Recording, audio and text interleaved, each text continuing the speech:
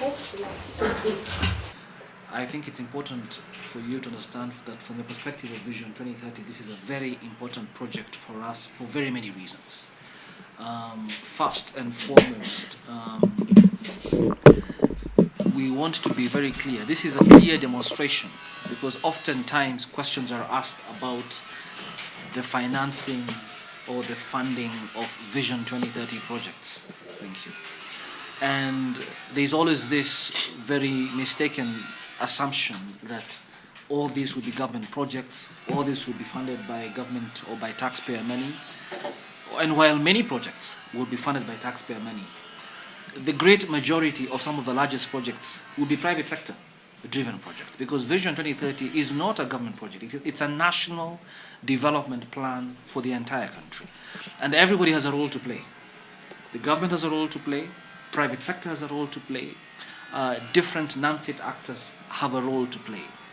And we are very happy to endorse Lake Turkana Wind Power project as a Vision 2030 flagship project, because we think that it fulfills very many of the objectives of Vision 2030. First, you all know that we have a huge energy need and deficiency in this country. For us to become an industrialized nation over the next 15 to 18 years, we will need to have a lot of energy generation. You've obviously seen projects such as has been the geothermal power project that was launched just about a month ago by the president. But this addition of 300 megawatts to the grid is going to be a tremendous boost to our efforts to boost, to increase the energy generation in this country. We also are encouraging green energy generation. I think you've all heard the Prime Minister indicate that this country wants to become, to the greatest extent possible over the next 10 years, a green economy. So again, it fulfills that particular objective of Vision 2030. Energy in general, but also greener energy as time goes by. In addition to all that, you're all familiar with the LAPSET project, which is a major Vision 2030 project.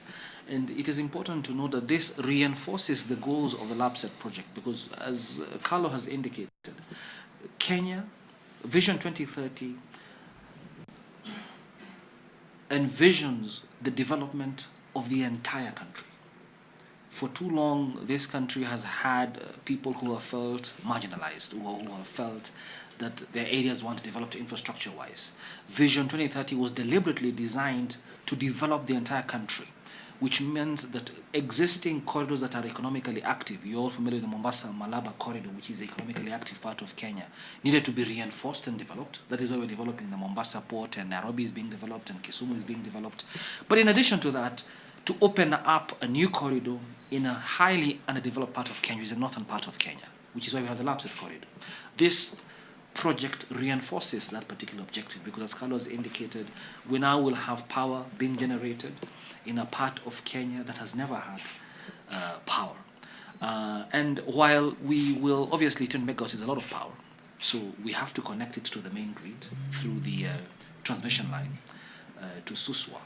But the Marsabit Turkana areas will benefit from this particular power project as well. And with that will be the development of economic activity under the economic pillar of Vision 2030. But also schools and hospitals that need to be developed in those areas will now be powered. In addition to this, capacity building. Again, Carlo has indicated the CSR initiatives that they intend to undertake over the next 20 years, which initiatives I think will have major positive impact to the area. But beyond the CSR, the actual project itself will result in a lot of capacity building in this country and in the area. When you're putting up a project worth over 600 million euro, 300 megawatts of power, I understand about 24,000 hectares of land, or almost 40,000 for the general 40,000 acres. 40,000 acres. 40,000 acres of land. That kind of a project will require, will be a lot of activity. So a lot of capacity building, a lot of economic activity will be ginned up by that kind of a project. It's a massive project. So for all these reasons, it was self-evident and a no-brainer that this is clearly a Vision 2030 flagship project that, again, I repeat, meets several objectives of Vision 2030. So we want to congratulate Lake Turkana Wind on the fortitude and the courage and the patience they have had in seeing this project through. We look forward in the next few months to actually see groundbreaking. I think I would safe to say that 95% of what needs to be done is done.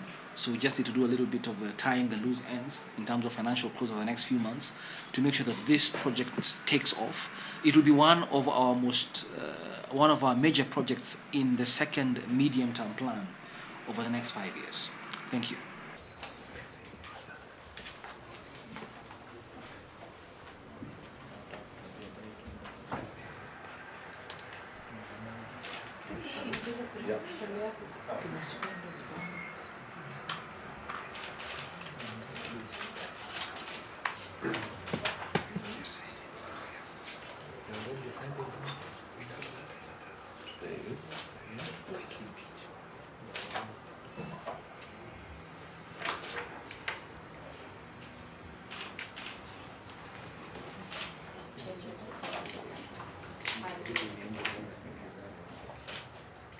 Thank you very much. Thank you.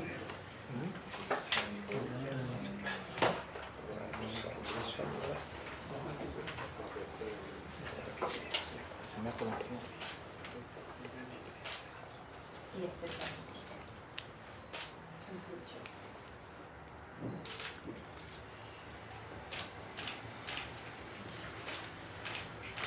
You have to stand and just hand it. Yeah. Good job. Just take one copy and just hand it to him. Okay. Thank you. Thank you very much. Thank you. Thank you. Sit. Well, thank you very much. Thank you very much. Thank you.